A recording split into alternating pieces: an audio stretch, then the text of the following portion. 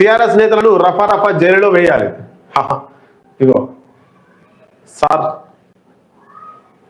ఏం మాట్లాడుతుంది తెలుసా ఆయన? చెప్తా. పూర్తి అవినీతిలో కూరుకున్న పార్టీ బీఆర్ఎస్. వచ్చే ఎన్నికల్లో హరీష్ రావు తప్ప మరెవరు ఆ పార్టీ నుంచి గెలవరు. కేసీఆర్ అవినీతిపై స్పష్టమైన ఆధారాలు ఉన్నప్పటికీ రాష్ట్ర ప్రభుత్వం ఎందుకు చర్యలు తీసుకోవడం లేదు? సీఎం రేవంత్ ఉదయం బీఆర్ఎస్ ను బెదిరించి సాయంత్రం ములాఖాత్ అవ్వద్దు. ములాఖాత్ అయితే కాంగ్రెస్ కు పుట్టగతులు ఉండవు. 28న నిజామాబాద్ కు కేంద్ర హోంమంత్రి అమిత్ షా రాక నిజామాబాద్ ఎంపీ ధర్మపురి అరవింద్ వెల్లడి. ఇది ఒక మాట మాట్లాడుతూ విలేకరులు వేసినటువంటి ప్రశ్నకు ఒక మాట మాట్లాడుతూ ఏం చెప్పిండంటే కేసీఆర్ ముసలోడు ఇక వచ్చే ఎన్నికల్లో పోటీ చేయడు అన్నాడు.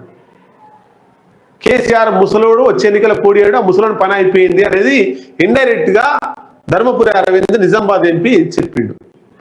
కేసీఆర్ మీకు ఒకసారి రాసి చూపిస్తా. కేసీఆర్ ముసలోడు వాస్తవే, కాదనడం లేదు.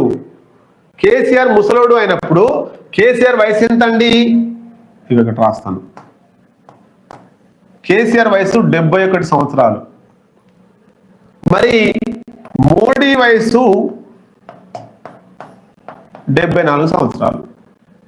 కేసీఆర్ ముసలోడు అయినప్పుడు మోడీ ముసలోడా కాదా? ధర్మపురి అరవింద్ చెప్పాలి.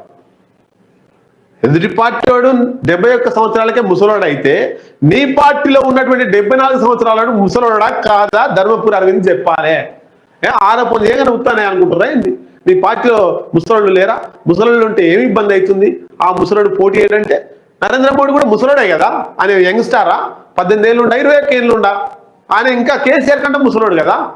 ఎందుకు ఈ ధర్మపురి అరవింద్ సబ్జెక్ట్ తెలియక బుడ్డ పోరాలు మాట్లాడినట్టు గోటిల కాడ ఈ క్రికెట్ కాడ పంచాయతీ ఎట్లా వస్తుందో గట్లా మాట్లాడతాడు.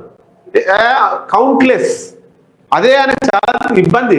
రాజకీయాల్లో ధర్మపురి అరవింద్ ఎదగకపోవడానికి చాలా పెద్ద కారణం అదే. నెగ్లిజెన్స్ గా మాట్లాడతాడు, లైట్ గా తీసుకుంటాడు. అది కాదు, ఒక విధాన పరంగా తీసుకోవాలి, విధాన పరంగా మాట్లాడాలి. వ్యక్తిత్వం దెబ్బతీసే విధంగా మాట్లాడొద్దు. వ్యక్తిత్వం పక్కకు పెట్టండి, పర్సనల్ అటాక్ పక్కకు పెట్టండి, సిద్ధాంత పరంగా విభజించు. కేసీఆర్ విధానం మీద పోరాడు, కేసీఆర్ చేసినటువంటి అంశాల మీద పోరాడు, కేసీఆర్ చేసిన పరిపాలన మీద పోరాడు. కేసీఆర్ ముసలోడు అంటే ఇలా బీఆర్ఎస్ మీటింగ్ పెట్టి నరేంద్ర మోడీ ముసలోడు అంటారు. మంచిగా అవుతుందా? అప్పుడు చెల్లి అవుతుంది కదా.